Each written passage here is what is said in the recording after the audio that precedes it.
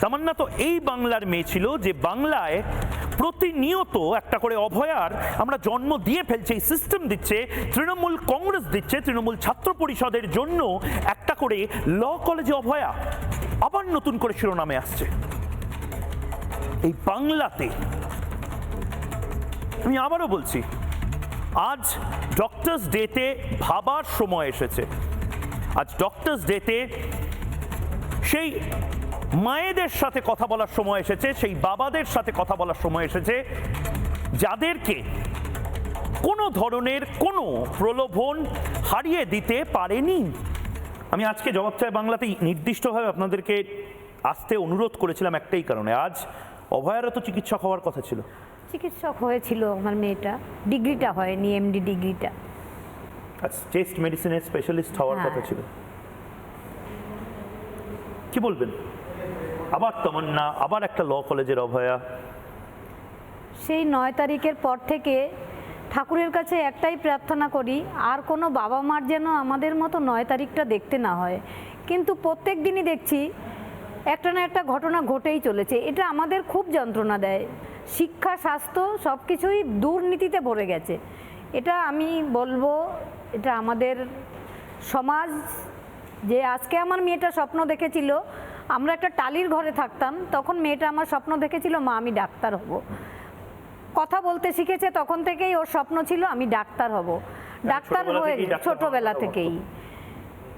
কিন্তু ওর মানে আমাদের সাধ্য ছিল না ওকে ডাক্তার করার, কিন্তু ওর প্রচণ্ড লড়াই, প্রচণ্ড ধৈর্য, প্রচণ্ড পরিশ্রম, আর কি বলবো, গরিবের প্রতি প্রচুর ভালোবাসা। আমার মেয়ে 2017 সালে MBBS পাস করেছে। তারপরে আজকে যেমন বিধানচন্দ্র রায়ের জন্মদিন এবং মৃত্যুদিন একসঙ্গে, সেই জন্য ডক্টরস ডে, সমস্ত ডক্টরদের আমিও অভিনন্দন জানাই, হ্যাপি ডক্টরস ডে। আজকে আমার মেয়েটা থাকলে খুব খুশি হতো। গত বছর আমার মেয়েটা এই দিনে আমার কাছেই ছিল, আজকে সে আমার কাছে আর নেই। গত বছর তার সঙ্গে কাটানো মুহূর্তগুলো সারাদিন ভেবে আজকে দুজনেই ঘরে বসেই কেঁদেইছি শুধু। কিন্তু শত কাঁদলেও সে আর আমার কাছে ফিরবে না। কেন ফিরবে না? কি অপরাধ করেছিল আমার মেয়েটা তাই তো আজও জানি না। নাকি আমরা অপরাধ করেছিলাম, নাকি সমাজ অপরাধ করেছে, সেই বোঝাটা আমরা বয়ে নিয়ে বেড়াচ্ছি এবং যতদিন বেঁচে থাকবো আমরা সেই যন্ত্রণাটা বয়ে নিয়েই যাব। আমি ঠিক এই জায়গাতে আমি কাকুর কাছে যাব। মানে অভয়া নামটা আমাদের এখান থেকে গোটা বাংলায় পরিচিত হলো, কিন্তু আজকে আসলে এভাবে পেছন ফিরে আপনাদের বসা, এটা তো কথা ছিল না। আপনারা বারবার বলেছিলেন যে আমরা গর্ব করে আমার মেয়ের নাম বলতে চাই, কিন্তু সেই মেয়ের নাম বলতে পারছি না। আমরা নেম প্লেটে বড় বড় করে ডাক্তারের নাম লিখেছিলাম। আজকে ডাক্তার চিকিৎসকদের দিন, চিকিৎসক দিবস, আমরা দেখেছিলাম বহু ডাক্তার তারা রাত দখল আন্দোলন করেছিলেন, রাস্তায় নেমেছিলেন। সব বন্ধ হয়ে গেল, হতোদ্যম হয়ে গেল।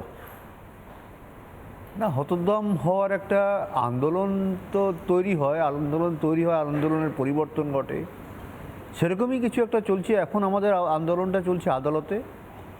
প্রথম দিকে আমাদের তো কোনোদিন আদালতের দরজায় পা দিতে হয়নি। আজকে মেয়েটা